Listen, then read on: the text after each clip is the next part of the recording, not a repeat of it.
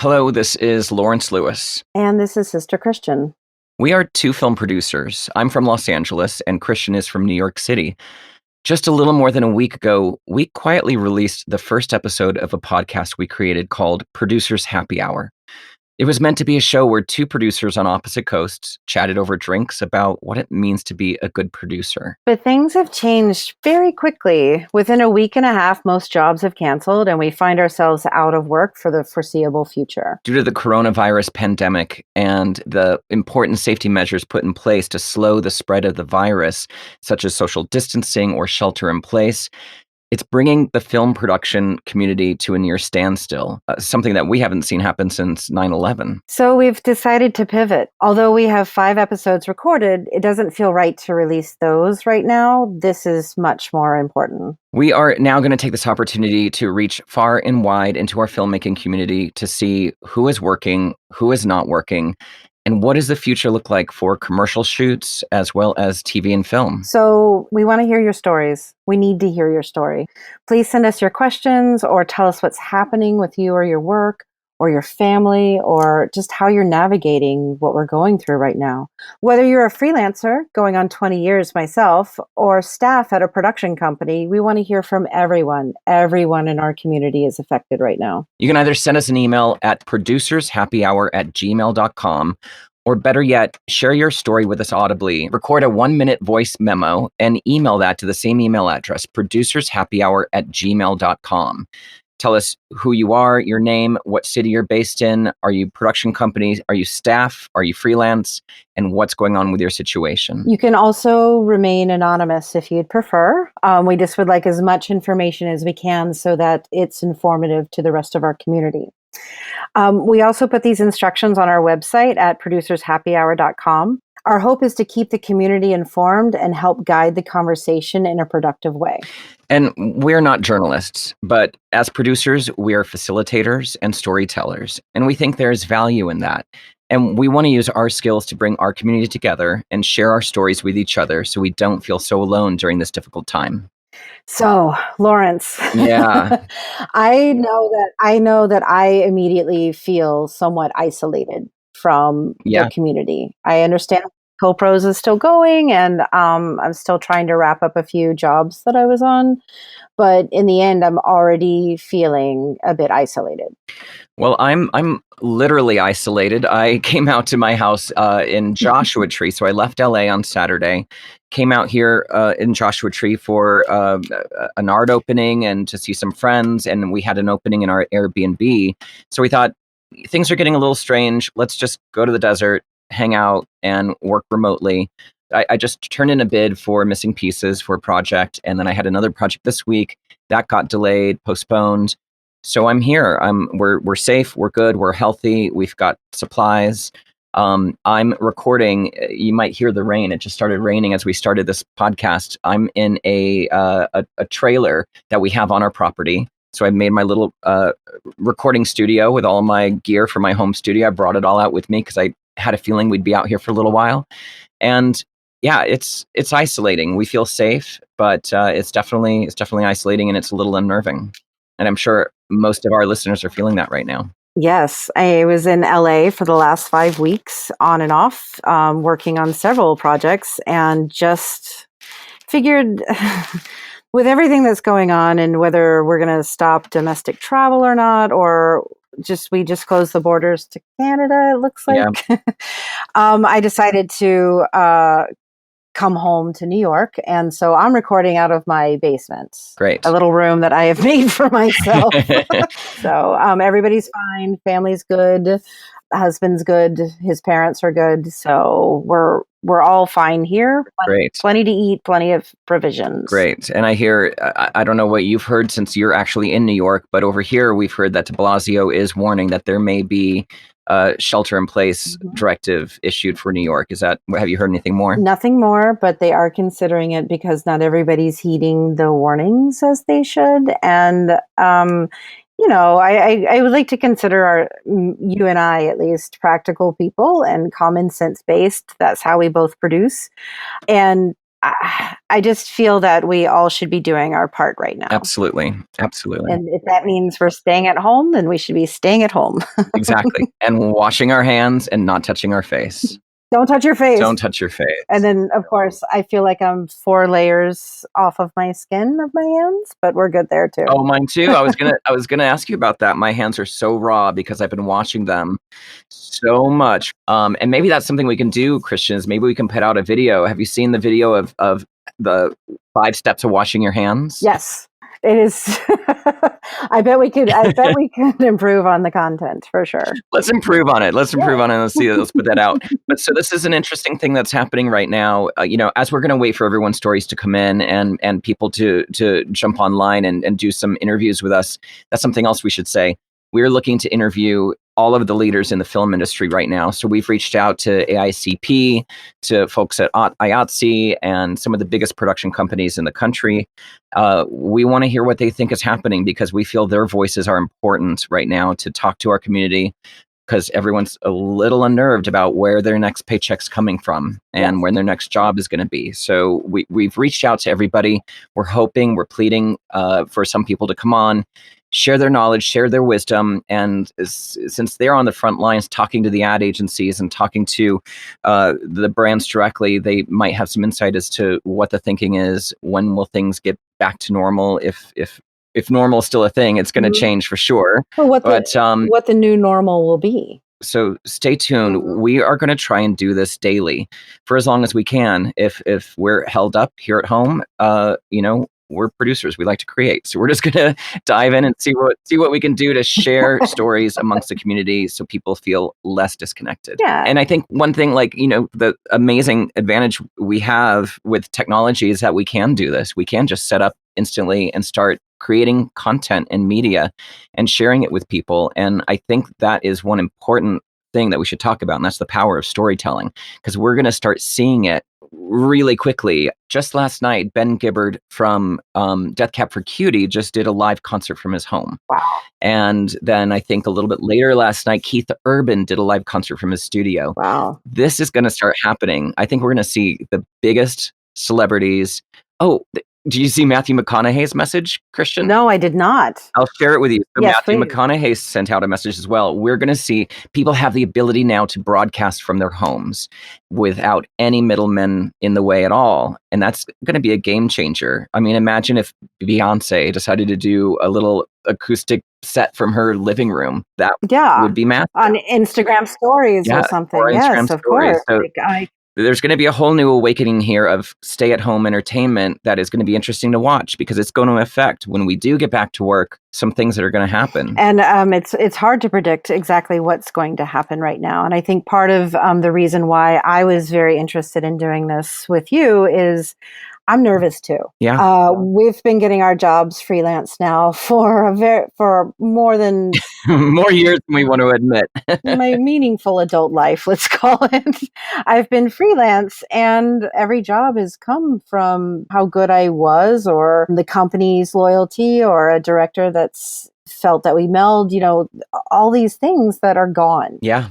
And so I'm definitely feeling a little lost, and I know a lot of our community is as well. Absolutely, which is why we wanted to kind of just start talking. We don't have the answers. Yeah. We aren't news journalists. We aren't health experts. No.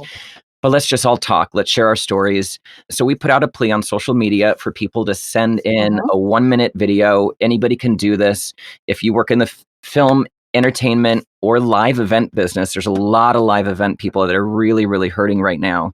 Send us your story. Send us your thoughts. Tell us your name, the city you're from, whether you are staff at a company or if you're freelance. Is that company active? Or you have a job right now? Did you have jobs canceled or postponed? What's happening for you in the foreseeable future? And of course, how are you doing? How are you doing all this? How are you staying positive, productive, and active? Because I think that's really important for us right now. So we have our first recording come in. This is from Michael Palumbo. He's director of sales, and he's also a film director from a company called Voteri. Let's take a listen. My name is Mike Palumbo. I am in Worcester, Massachusetts, and I am a director of sales and a film director for Voteri Films. and I also do freelance work for photography and videography. We are still working mostly remote, but some of us are in a new space that we are building out, so it's kind of tough timing because we need all the jobs we can get to fix this new space up. But yeah, we're still cranking, and I'm just trying to create some video content, which is something I've been meaning to do for a while, and try to do some tips and tricks of the trade and talk about some stuff that I enjoy, and just basically start conversations, because people just need help and need to be able to talk to people, even if they're strangers in the business world. I just find it a little inappropriate to jump into pitches right now without kind of connecting with people on a deeper level, which is really my personality. So I'm cool with it. Hang in there. Hope you're well. Okay, thanks, Michael Palumbo, for that contribution. Christian, I want to share with you, we're still talking about the power of storytelling. I want to share with you this amazing video. It's a montage of video recordings that a bunch of Italians did that are on quarantine right now. They were asked to record a video message to themselves 10 days ago. So what would they want themselves to know 10 days ago about how serious it was going to get? Because just like us, 10 days ago, I just pushed out our first episode of this podcast 10 days ago. I didn't know this was all going to happen, and we didn't know how serious it was going to become. So this video is really, I don't even have words for it. It's heartwarming. It's a little nerve-wracking, but it reminds us all how serious to take what is happening right now. And don't be surprised, we're 10 days behind Italy. So that's why this video makes so much sense. So I'm going to put it in the show notes, and I'm also going to put it on our YouTube page. It's really moving, and it can really show the power of storytelling, even if it's not journalism, just talking about what's happening in our new reality. That's all I got. What about you, Christian? So, Lawrence, last week, I spent the entire week trying to field client concerns about what was going on. We saw the gatherings of people to drop from 500 to 250 to 50 to 10 eventually on Friday. So every day I would check the LA Film Permits Office's website. Because you were here in LA at the moment, at that time, right? Yeah, and I was also monitoring co-pros as well, because that's where people would post whether they had a job cancel or whether there's a lot of force majeure talk last week. There's definitely insurance talk. I know that we reached out to our insurance company a couple of times to ask them what they would cover and what they wouldn't due to cancellation. I think that when the AICP put out their letter with guidelines about cancellations and such was interesting. I also feel, as over the years, what would have been taken as verbatim and the end of the conversation would have been the AICP guideline. However, these days, there's a lot of different negotiations going on. A lot of different companies who are dealing with client direct who have never heard of the AICP. So I know that a lot of us use those guidelines as what we should do. However, I'm finding that it's been different in every single instance. And that's been a little bit hard to navigate people's expectations from the crew that you had holding to the client and what their expectations were for cancellation as well. And who's going to share the burden of those costs? Exactly. And the AICP guidelines are really they only really dictate what needs to happen between the ad agency and the production company, right? So the AICP guidelines just say if it's this many days before the shoot, you have to give 75% of the money back plus hard costs. If it's this many days before the shoot, you have to give 50% of the money back and plus hard costs or director fees. I don't have it in front of me, so I can't read them down, but that doesn't dictate what the production companies have to pay the staff and crew that have been hired. That's kind of up to the production company, unless it's a union production company. There are some guidelines in there, but I think they're very lenient. I feel like moving forward, we all have to have, those spelled out before you start the job. Absolutely. So I'm looking at the AICP website. And they have a page that's coronavirus resources. Everyone should check that out. There's a lot of information on here. Yes. But one thing that I do want to point out that I just saw, Christian, and this was from March 17th, Chicago Film Office, film permitting suspended. Yes.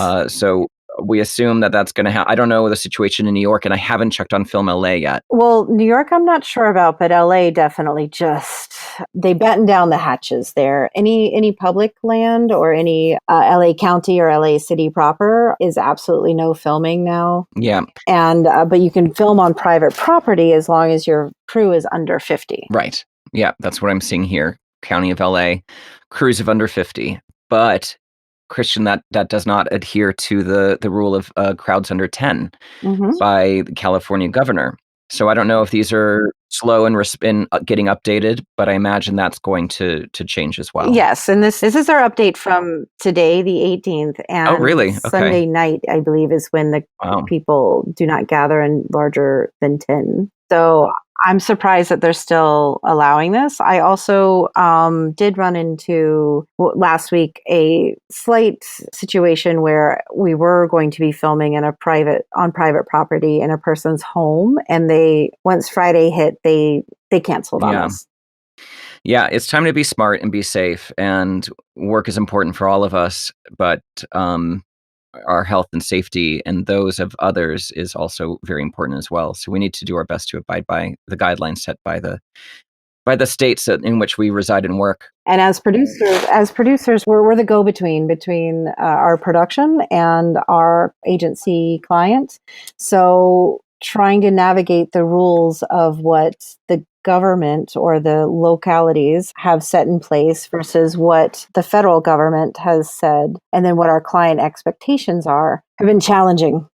What is this article, Baker McKenzie, that you sent? So last week on CoPros, there was a lot of force majeure talk, like I had mentioned before, and I noticed that Bruce Nahey, who he does business affairs and such contracts, he posted an article from Baker McKenzie, which kind of explains a little bit about what force majeure means in this climate. Basically, what this is saying is because this is a virus, it doesn't really fall under force majeure. It's going to be taken on a case-by-case basis. There's not a set answer yet on what to do if your job is canceled. I know that my job postponed last week, and so we had an amicable, this is what the fees were. Okay, they paid it, done. But it doesn't always happen like that. And I don't know that you can fall back on insurance either. When we spoke to the insurance company, they said that, no, we saw the wave. I mean, I know that it's been described as a wave, but we should have seen it coming and prepared for it. Wow, that's intense. This is definitely unprecedented for everybody. Hey, Christian, one thing I want to talk to you about is the last time that I can recall ever having such a major stoppage of production work was 9/11. Yes. And I know you worked through 9/11 as well in New York City in the heat of it all. I did. So can you share us a little bit of your insight as to what happened to the film community and how long were things down until you were kind of back to work? I happen to have fared 9/11 a little bit better, I feel, than a lot of people out there. So I can say that by the end of October, beginning of November, people were ready to get back to work. They wanted to get back to work. I remember doing a huge Gatorade ad with Pam Thomas at Moxie. And that was navigating a new world of, every time a cube truck went through a tunnel or over a bridge, it had to be searched. Oh my so gosh. You had to make sure your PAs had their driver's license on them, of course. Yeah. And also that their driving record was good, but they would get pulled over. You'd have to pull the truck up and then show them it was camera equipment, whatever, shut it, move on. You had to build that into your day or understand that your PAs were leaving at 4 a.m. to go to New Jersey for a 8 a.m. call time. Yeah. So just little things like that, but we adapted immediately. Right. Because of who we were as a production community, but also the willingness to work. And I do think that there is something behind that. Whatever the new landscape looks like of freelance commercial production, we will absolutely be able to handle it. Yes, I can see in our future, once we're able to, be in groups of larger than 10, it might come back incrementally, but there's going to be some serious sanitation issues on set that I think we're going to have to abide by, right? Well, I mean, this could be a completely different topic too, but we had a hard time finding water. Oh, during 9/11, after 9/11. But also last week for our filming this week. Oh, right. Yeah. Yeah. So we were Craft service is not. We decided that we would serve packaged goods at craft service instead of bowls of guacamole for people to scoop out on their own. Yeah. So we'd already begin to make a few decisions like that, but it was hard because there wasn't a lot of sanitary items that we could clean with. Right.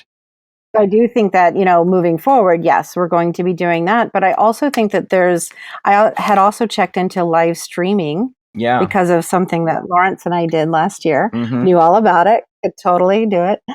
And found several companies that are offering it now where you can live stream the VTR monitor feed, and it can be live streamed with like a 10-second delay. And then they could be on something like Zoom or GoToMeeting or Blue Jeans and be able to discuss the shot with us.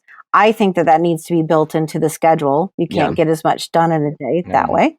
However, I do think it's a good solution for people who can't travel. And it would be good for us to maybe get one of those companies on to chat with them about their services and how they're help facilitating these kind of remote connection setups to help keep our industry moving and keeping people safe at the same time. I think that there's going to be a lot of innovation born of necessity, and things like this are going to start popping up, and ideas are going to be, I want to know what people are doing. Are they taking like old YouTube clips and cutting them together and making a commercial? Are they doing animation now? One thing that I remember from 9/11 was that a lot of spots were getting renewed. Yes. So they would take old spots, renew them, and put a new tag on them. Also, a lot of animated spots where you didn't see talent. And that, those kind of commercials became much more prevalent. That was a way for people to kind of get back to work without spending a ton of money and traveling and dealing with all the changes in modern day life that happened at that time. So I imagine that's what we're going to see here. Luckily, I'm also a voice actor, so hopefully I will be able to continue working. Yeah, exactly, and voicing commercials and corporate video pieces, and also a lot of e-learning. E-learning is really big, and I think e-learning is going to have a really big impact right now because it's already an infrastructure that's there. Stay at home, learn, connect with the community, and continue to kind of grow and prosper in the safety of your own home. So I think we're going to see a lot of that as well. Well, Christian, I'm glad to hear you laughing.